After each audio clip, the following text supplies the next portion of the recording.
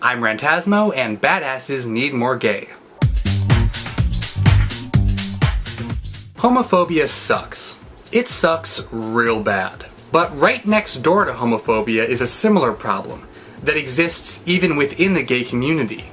It's often called effeminaphobia, or negative attitudes towards men who are effeminate. Femme guys are sometimes seen as weak, cowardly, or maybe even putting on an act to fit into some sort of effeminate hive mind led by a big gay Borg queen.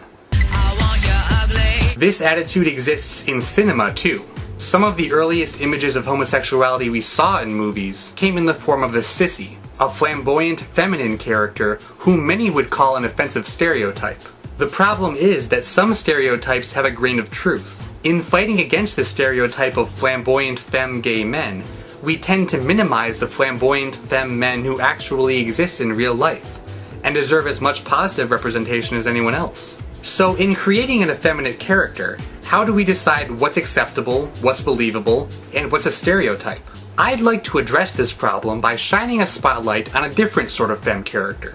Join me as I count down my top 8 effeminate badasses. We see a lot of butch male badasses, and girly female badasses, and even some butch female badasses. But it's not often that we see a girly male character whose ass is very bad. These 8 characters prove that there's a very fine line between being fierce and being fierce.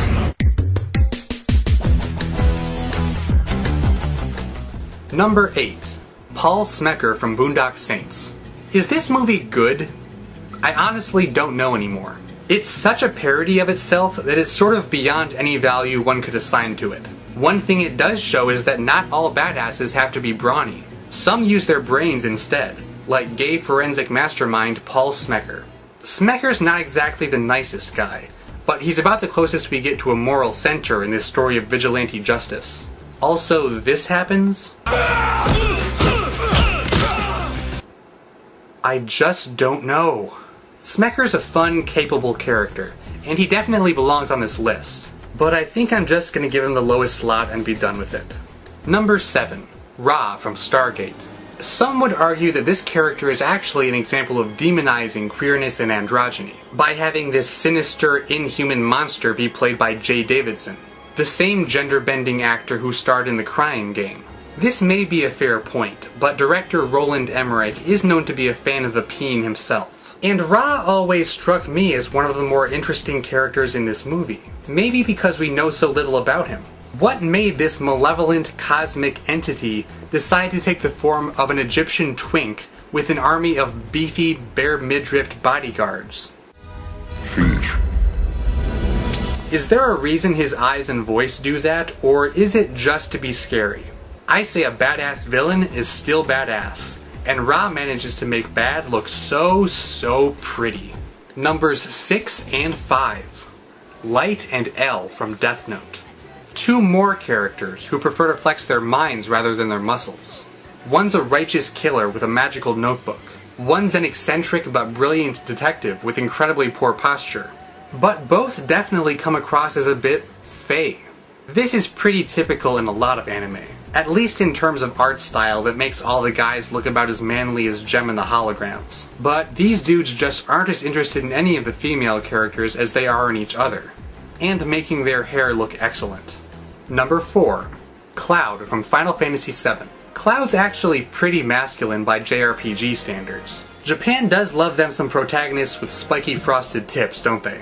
And even more so, they seem to love male characters who are a lot less interested in their female love interests than they are in the other male characters. How much time does Cloud spend thinking about Eris and Tifa compared to Sephiroth and Zack?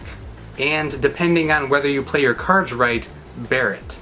Final Fantasy protagonists got even girlier after Cloud, but he strikes a nice balance between delicacy and brutality. He may talk softly, but Cloud carries one very big sword, and he knows how to use it.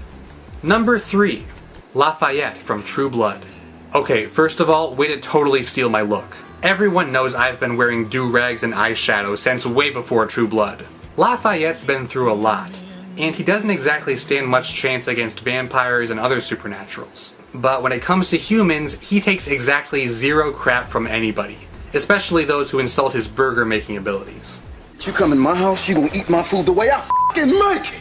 Lafayette seems like the sort of guy I'd actually enjoy hanging out with, except maybe minus the whole dangerous drug dealing thing.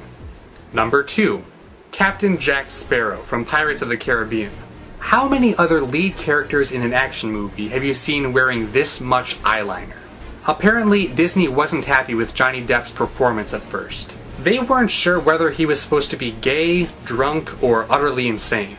I like to think that he's a little of each. And Jack ended up being a really popular character, precisely because of his flamboyance. I haven't seen movie number 4 yet, and I've heard sort of mixed reactions, but Captain Jack pretty much made the Pirates movies, and he's definitely earned his place in the halls of effeminate badassery. And my all-time number 1 effeminate badass is Shore Leave from the Venture Brothers. I love this show! It's amazing how the Venture Brothers managed to take a few silly parodies of 1960s animation and expand them into an incredibly detailed and fleshed out mythology. Shore Leave started out as a cheap gag about a team of G.I. Joe-style superheroes themed after the Village People, but he developed into a really prominent and appealing character who's actually competent at what he does. And what he does is pure awesome. That's right! This is all happening!